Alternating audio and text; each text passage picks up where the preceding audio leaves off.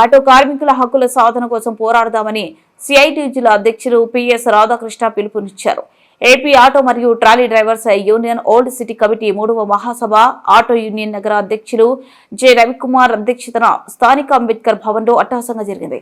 ఈ కార్యక్రమానికి ముఖ్య అతిథులుగా Kurnool RDO Bharath Chauhan, MVI Ravindra Kumar, traffic CI Manasaruddin మాట్లాడుతూ ఆటో కార్మికుల క్రమశిక్షణతో మెలగాలని, ఆటో డ్రైవింగ్ చేసేటప్పుడు లైసెన్స్ ను సంబంధించిన రికార్డును ఆటోలోనే ఉంచుకోవాలని, ట్రాఫిక్ సిగ్నల్స్ ను సక్రమంగా పాటించాలని, మద్యం తాగి డ్రైవింగ్ చేయరాదని తెలియజేశారు.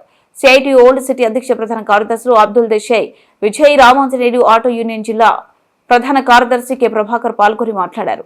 అనంతరం నూతన కమిటీని ఎన్నుకున్నారు. నూతన నగర అధ్యక్షులుగా డి కుమార్, నగర ప్రధాన కార్యదర్శిగా మహమూద్ ఆసిఫ్, బేరర్స్ గా జె రవికుమార్, త్యాగరాజు, వెంకటేష్, సీను, వెంకట్, బడే భాష, మూర్తి జావలి, వంశీ, మధు, రామకృష్ణ, వెంకటరావు, రామద్దయ్య, జాషువాలను ఏకగ్రీవంగా ఎన్నుకున్నారు.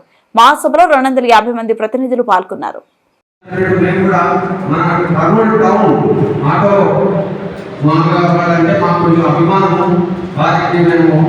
ఏదైనా విషయాలు కూడా కొన్ని చిన్న చిన్న మాట్లాడుతున్న పెనాల్టీ వేసి మిగతా విషయాల్లో జాగ్రత్తగా ఉండమని చెప్తూ మా యొక్క విధానాలని మా డ్యూటీస్ మేము నిర్వహిస్తున్నాము.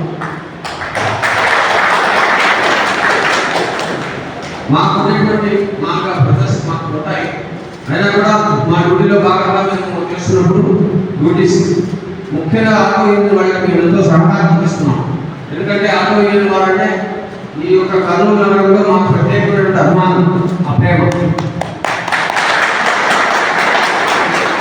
ఇక్కడ పనిచేస్తున్నటువంటి మా అన్ని డిపార్ట్మెంట్స్ వాళ్ళు కూడా ఆటో వెళ్ళి మెయిన్ మనకు సోర్స్ ఆఫ్ ట్రాన్స్పోర్టేషన్ మన కర్నూలు సిటీ నుంచి చుట్టుపక్కల ఒక 20 నుంచి 40 కిలోమీటర్ల